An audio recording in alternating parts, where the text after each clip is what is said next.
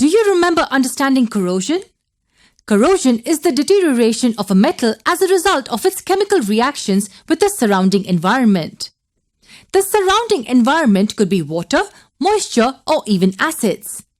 You would have noticed that an iron rod which is shiny initially gets coated with reddish-brown powder when kept as is for a few months. It's called rusting of iron and is one of the most common examples of corrosion. Iron reacts with oxygen to give iron oxide. Rusting of iron is just an example of corrosion. But let's understand this in a bit more detail. What are the conditions under which iron rusts? We can perform a simple experiment to understand the answer. We would need 3 test tubes and place clean iron nails in each of them. Now we pour some water in the first test tube and cork it. Leave the test tube as is. Now pour boiled distilled water in the second test tube and then add very little oil in it. Then cork it. As the density of oil is lesser than that of water, it will float and prevent air from dissolving in the water. And why do you think the water is boiled? Yes, it's to remove any dissolved air which is present in the water.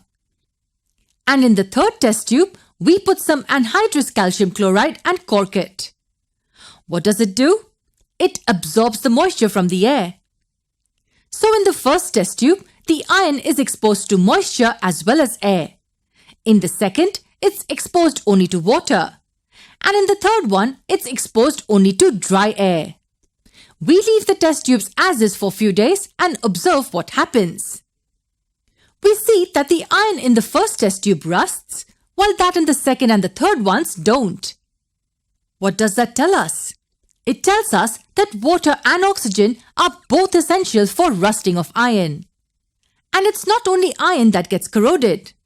Even silver and copper can be corroded. And in everyday life, the air will never really be dry. If that's the case, how can we really prevent corrosion?